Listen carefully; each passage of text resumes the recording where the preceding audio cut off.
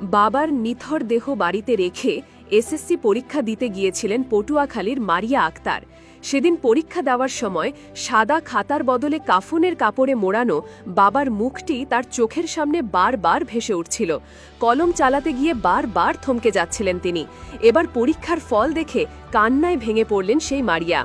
যেদিন একটি শিক্ষার্থীর জীবনের অন্যতম গুরুত্বপূর্ণ অধ্যায়ের সূচনা হওয়ার কথা, সেদিনে মারিয়ার জীবনে নেমে এসেছিল কালো আধার। একদিকে এসএসসি পরীক্ষার প্রথম দিনের ঘণ্টা বাজছে, অন্যদিকে বাড়িতে নিথর পড়ে আছে জন্মদাতা বাবার দেহ। নিয়তির এমন নির্মম পরিহাসের শিকার পটুয়াখালীর মারিয়া আক্তার। বাবার নিথর দেহ বাড়িতে রেখেই সে পাড়ি দিয়েছিল পরীক্ষা কেন্দ্রে। বাবার স্বপ্ন পূরণের সেই লড়াইয়ে সে পাশ করেছে, কিন্তু তার চোখে আজ আনন্দ নেই, আছে কেবলই অশ্রু। কাঙ্ক্ষিত ফল না পাবার আক্ষেপে ভেঙে পড়েছে এই সাহসী কন্যা।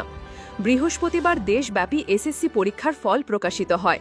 পটুয়াখালী সদর উপজেলার বদরপুর ইউনিয়নের গাবুয়া গ্রামের শহীদ স্মৃতি মাধ্যমিক বিদ্যালয়ের বিজ্ঞান বিভাগের শিক্ষার্থী মারিয়া আক্তার তাতে পেয়েছে জিপিএ 3.83।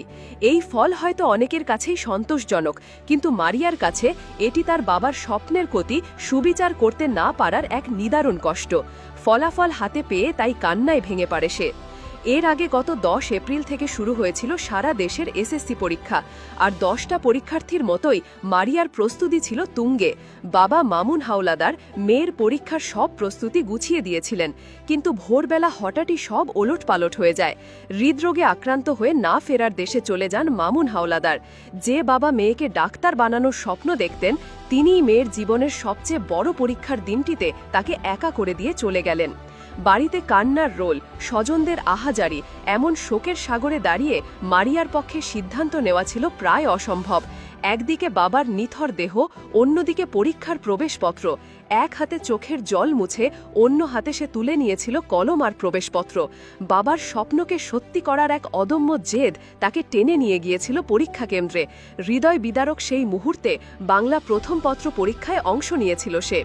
সেদিনের কথা মনে করে মারিয়া ভেজা গলায় বলে, বাবা সবসময় বলতেন, মা, তোকে মানুষের মতো মানুষ হতে হবে, ডাক্তার হতে হবে।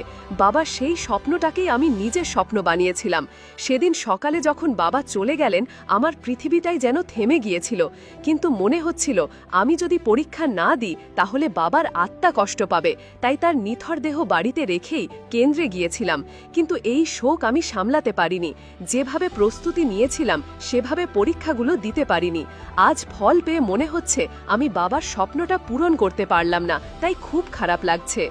মারিয়ার এই লড়াইয়ে তার পাশে ছিল পরিবার। ভবিষ্যৎ পরিকল্পনা প্রসঙ্গে